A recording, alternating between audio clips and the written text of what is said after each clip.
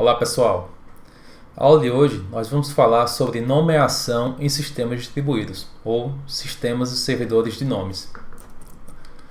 A ideia é a gente falar um pouquinho sobre o serviço de nomes e compreender como é que essa questão de nomes é usada em sistemas distribuídos.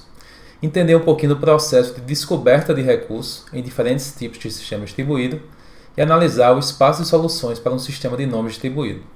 Basicamente, quando a gente tem um sistema distribuído, ele é composto por diversos componentes espalhados, distribuídos em diversas máquinas, diferentes máquinas. Então, uma etapa muito importante é conseguir localizar o endereço ou local de um componente para a gente conseguir se comunicar com ele. Então, é aí que entra o sistema de nomes. Tá? A gente vai dar nomes para cada um dos componentes, cada um dos objetos, o que a gente está buscando no sistema distribuído. E através dos nomes a gente vai buscar a sua localização. Então é basicamente isso que a gente vai ver hoje, como é que isso é feito em sistemas distribuídos. Bem, para que nomes? Basicamente, como é que um componente do sistema usa nomes? Como é que ele pode ser chamado? Como é que ele pode ser localizado? Como é que a gente pode identificar algum objeto em um sistema distribuído? O que é que um serviço de nomeação precisa ser capaz de fazer? Então, basicamente, o grande objetivo dele é descobrir e ser um serviço de descoberta de objetos, de entidades, de componentes do sistema. Tá? Então, nomes úteis a seres humanos, será que são os mais apropriados para um serviço? Em sistemas distribuídos, onde o ser humano vai atuar em procurar objetos, entidades dentro do sistema, o nome é muito importante por ser um nome memorizável, um nome fácil de acessar.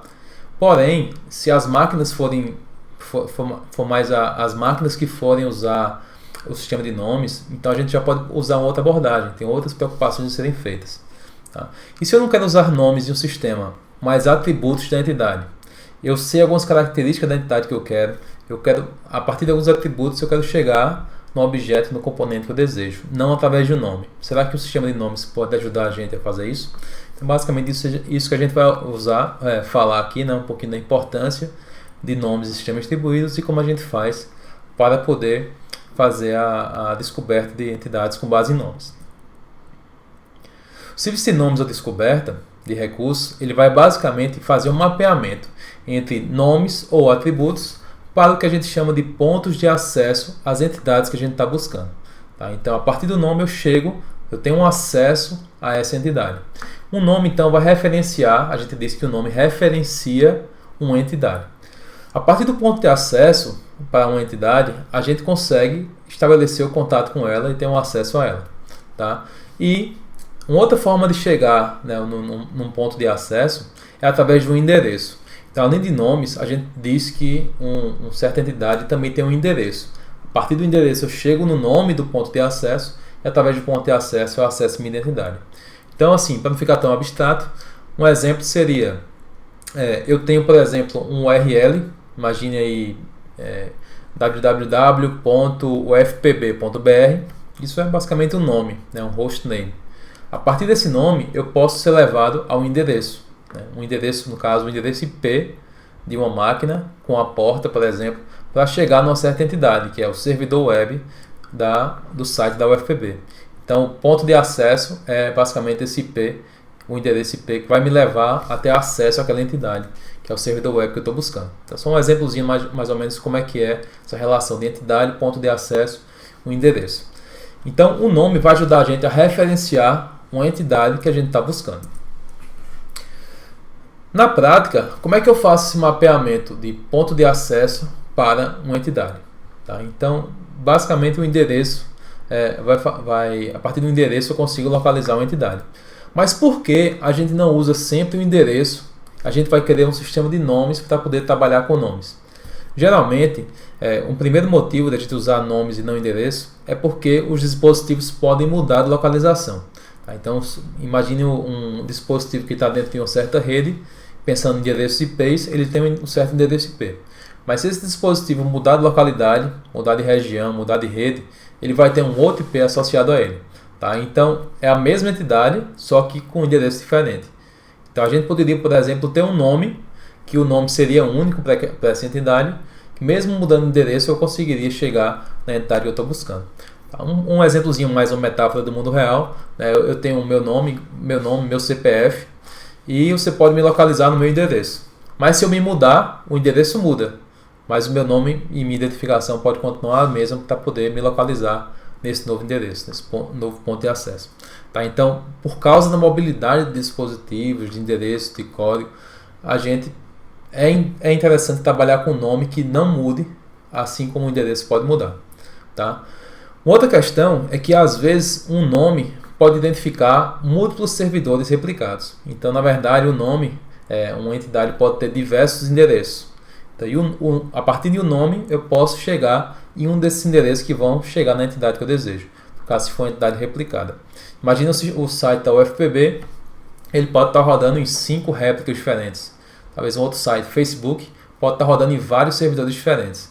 O nome dele é www.facebook.com. Tá? Mas a partir de uma chamada, a partir do nome, eu posso ser levado a um endereço qualquer que represente aquela entidade, tá? Que com isso eu vou chegar no ponto de acesso e me comunicar com aquele servidor web do Facebook que eu estou buscando. Tá?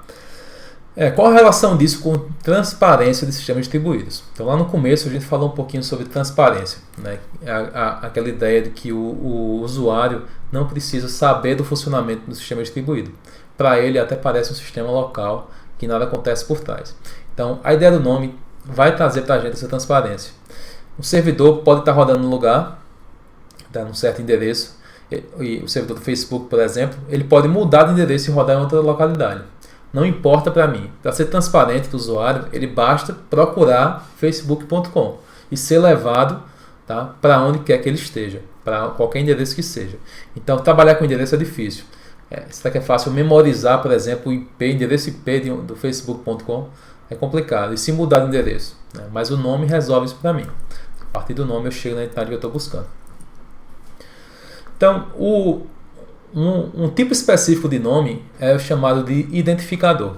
Tá? Então, identificador é um nome, só que tem umas propriedades mais específicas. O identificador, ele identifica no máximo uma entidade. Tá? Não existe um identificador que identifique duas entidades. Número 2, uma entidade tem no máximo um identificador. Então, basicamente, é uma relação 1 para 1. Um identificador só representa uma entidade só tem um identificador. E os identificadores não são reutilizados. Mesmo que uma entidade deixe de existir, não vai ser reusado o identificador que ele deixou para trás. Então, um grande exemplo de identificador na vida real, no dia a dia, é o CPF de uma pessoa. O CPF identifica no máximo uma pessoa, é único. Uma pessoa só tem no máximo um CPF. Tá? E, mesmo que uma pessoa morra, o CPF dela não vai ser reusado uma nova pessoa. Tá? Então, identificador é usado na prática em outras situações e também pode ser usado em sistemas distribuídos. Identificadores únicos que não vão ser reusados para certas entidades de um sistema. Alguns vão precisar desse tipo de propriedade. Com relação a atributos, às vezes eu quero fazer uma busca por uma entidade, por um objeto, menos acoplada. Não necessariamente é um nome específico que eu estou buscando, mas algumas características daquela entidade. Por exemplo, em um certo momento, se eu tenho um data center, por exemplo, que eu quero usar um dos servidores do data center para rodar uma aplicação, eu posso pedir ao meu serviço de nome de descoberta uma pergunta como: eu quero agora que você me dê o servidor, a máquina menos carregada do sistema.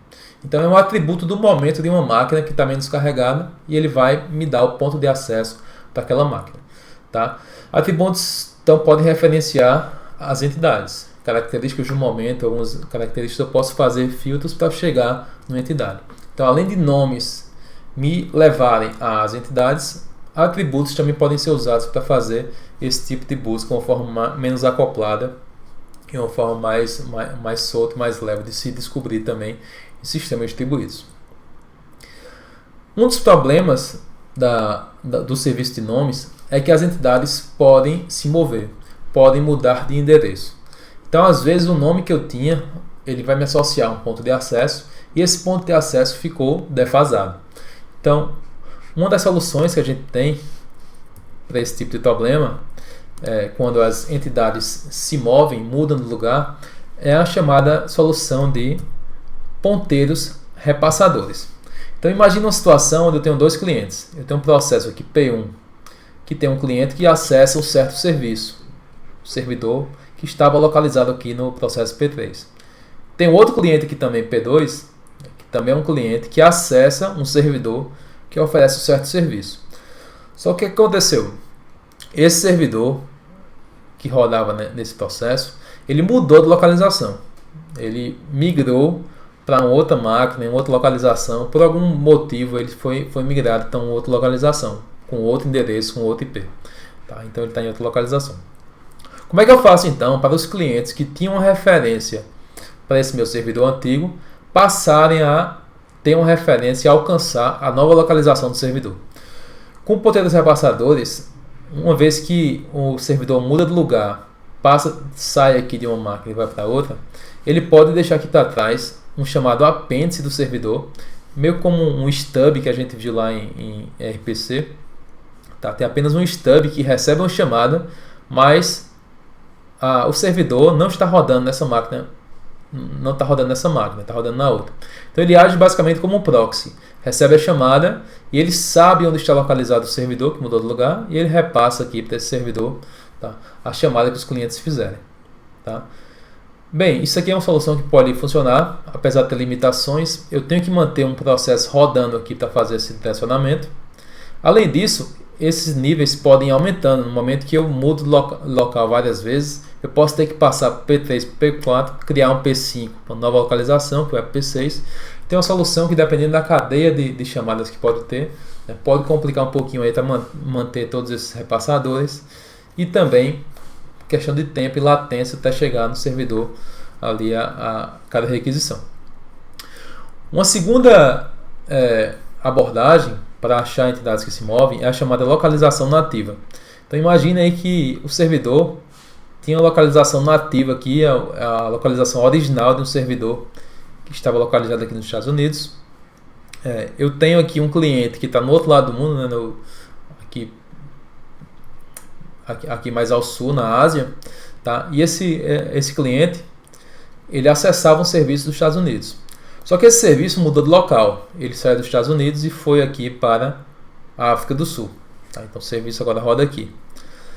Então, o que acontece se o servidor da Ásia chama a localização antiga dele? Tá? Usando a abordagem de localização nativa, a gente tem que manter uma cópia do serviço aqui, tá? Mas não necessariamente o serviço rodando, mas um processo que conheça a localização atual, tá, do serviço.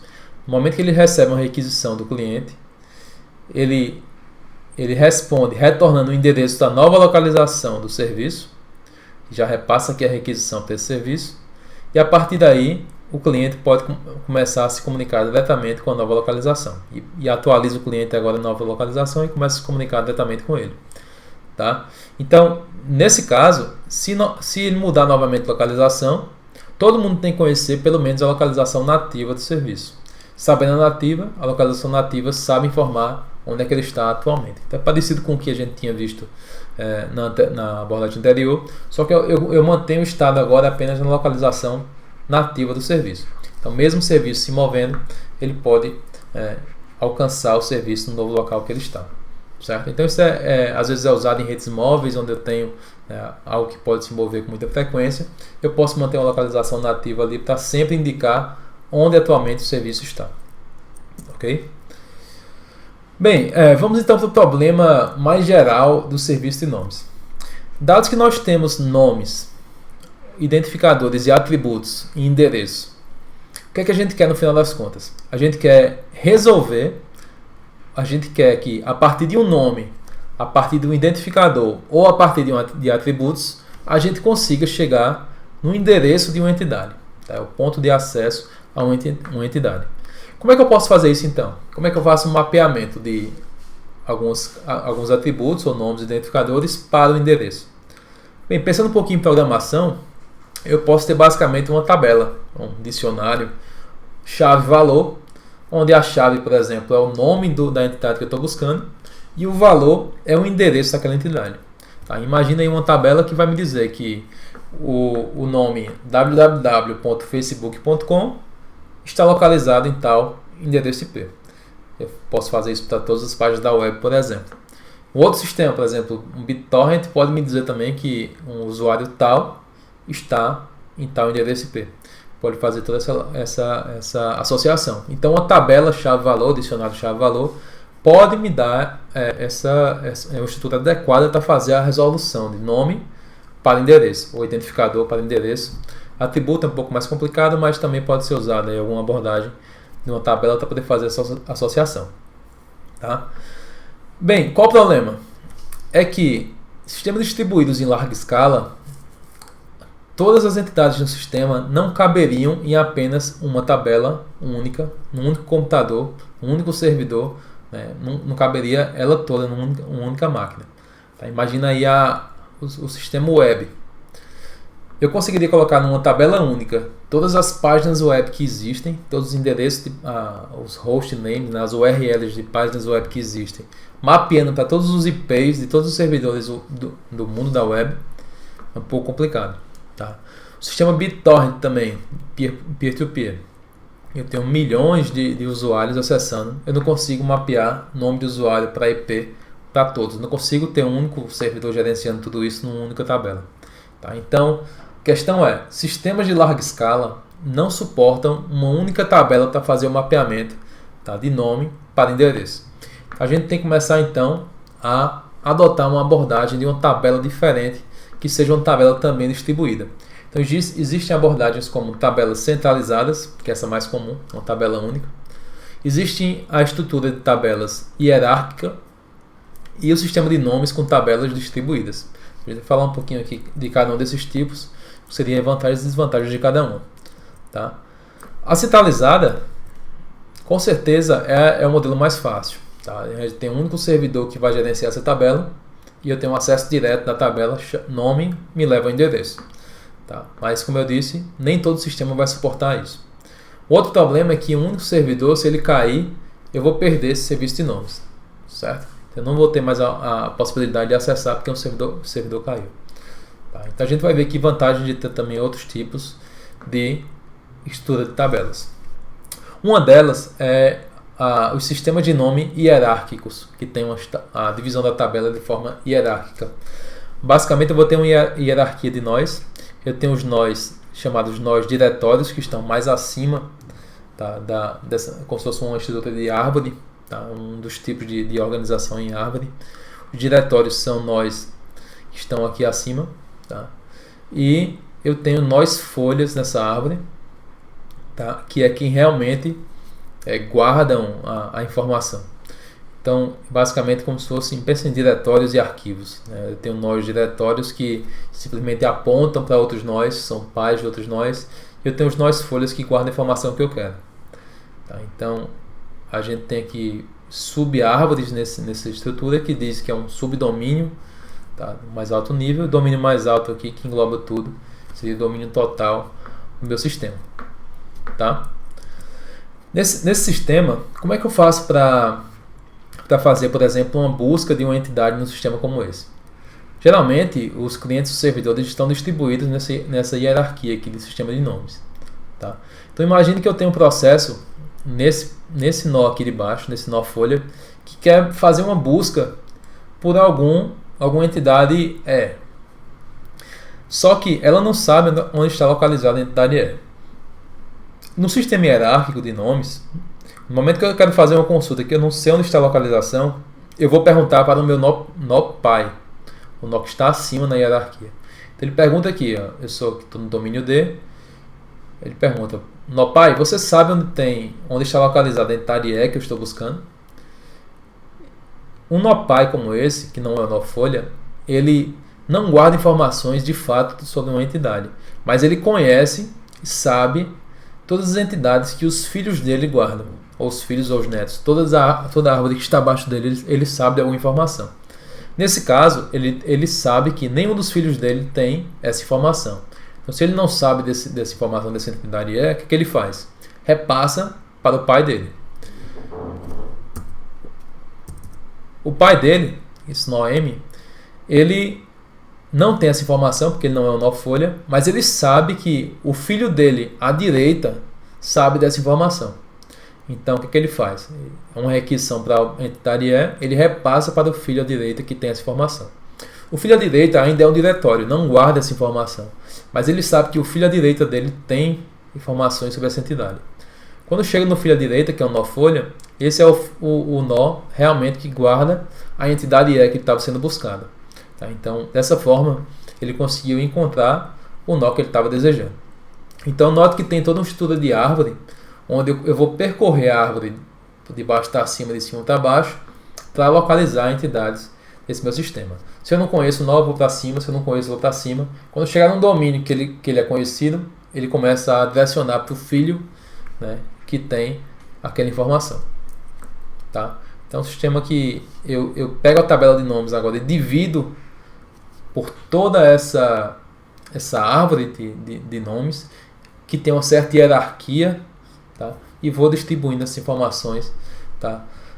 Para baixo. Imagina um sistema de arquivos aí que tem o barra home, barra marcos, barra aulas, e ele pode ter que voltar aqui para poder achar um barra home, barra Raquel, barra fotos, tá? Então note que se eu estou em barra home, barra marcos, barra aulas, eu não sei sobre barra home, barra Raquel, mas eu pergunto que está acima, até ir navegando e chegando na entidade que eu estou buscando.